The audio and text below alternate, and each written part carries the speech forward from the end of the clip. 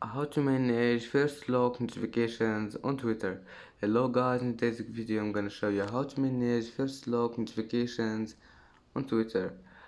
First thing we're gonna do, you go to Twitter and then go here and you will find this one, settings and privacy. Click on it and then click notifications and then click notifications here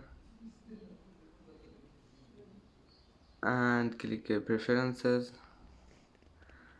and now you will find the push notifications here. Click on it and now all you need to do is just find this one here, first look at new features. Click on it, and if you click on it you can turn it off, or if you can turn it on again. Just click on it. And that's it for today's video. If you like this video, don't forget like and subscribe, and see you in the next video.